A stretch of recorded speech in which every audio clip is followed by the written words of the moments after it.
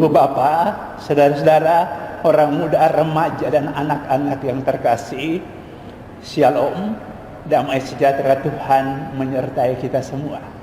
Hari ini, Minggu 28 Juni 2020 adalah minggu biasa ke-13. Kita akan mendengarkan dan merenungkan bersama-sama Injil Matius bab 10 ayat 37 sampai 42. Mari kita membuka renungan ini dengan tanda salib. Dalam nama Bapa dan Putra dan Roh Kudus. Amin.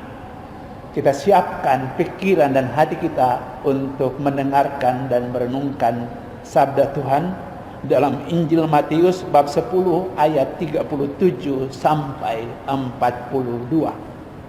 Sekali peristiwa, Yesus bersabda kepada ke-12 muridnya, "Barang siapa mengasihi bapa atau ibunya lebih daripadaku, ia tidak layak bagiku.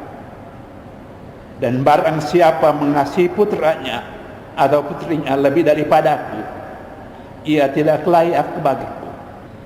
Barang siapa mempertahankan nyawanya, ia akan kehilangan nyawanya. Dan barang siapa kehilangan nyawanya demi aku, ia akan memperolehnya kembali. Barang siapa menyambut kamu, ia menyambut aku. Dan barang siapa menyambut aku, ia menyambut dia yang mengutus aku. Barang siapa menyambut seorang nabi sebagai nabi, ia akan menerima upah nabi. Dan barang siapa menyambut seorang benar sebagai orang benar, ia akan menerima upah orang benar.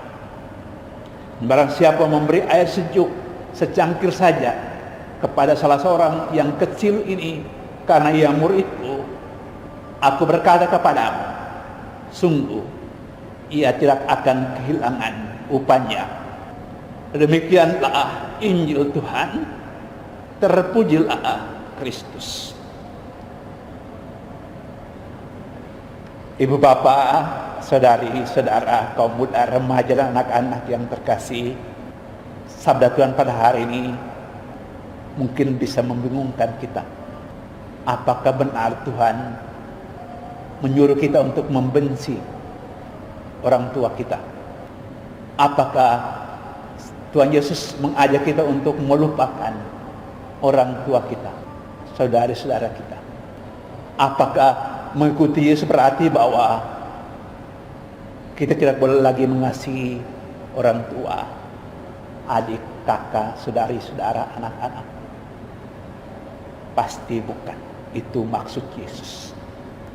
Tuhan menginginkan agar kita menjadi pembawa damai dan sukacita kepada siapapun. Dia datang untuk membawa damai sejahtera, membawa sukacita, dan semua pengikutnya dipanggil dan diutus untuk membawa sukacita, damai sejahtera yang sama kepada orang-orang lain melalui perkataan dan perbuatan. Tapi dapat terjadi bahwa kita berhadapan dengan orang-orang yang anti Kristus, anti Yesus. Dan karena mereka anti Yesus, mereka juga anti orang-orang yang mengikuti Yesus. Karena mereka tidak mau menerima Yesus dan pengajaran-pengajarannya, mereka juga tidak mau menerima kita sebagai pengikutnya yang menghidupi ajaran-ajarannya. Orang-orang itu bisa orang tua kita. Orang-orang itu bisa saudara-saudara kita.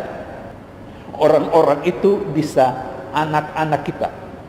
Maka kalau iman kita, pilihan untuk mengikuti Yesus itu justru menyebabkan bahwa orang tua kita, saudara-saudara kita, orang-orang dekat kita tidak menyukai kita, menjauhkan diri dari kita,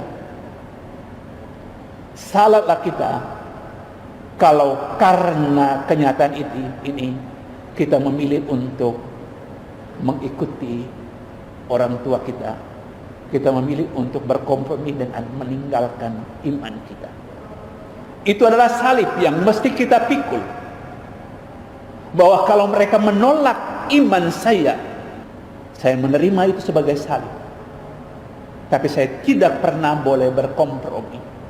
Sebab kalau kompromi terjadi, itu berarti saya lebih mengasihi orang tua saya, lebih mengasihi saudara-saudara saya yang berbeda iman daripada saya, daripada mengasihi Yesus.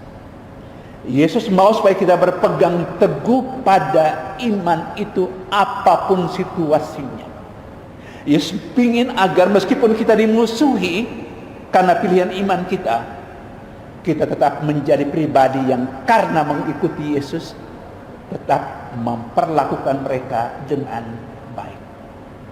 Karena kita adalah pengikut Yesus, bukannya menjauh, bukannya kemudian mengambil sikap kontra dengan kekerasan, dengan kebencian, dengan kemarahan.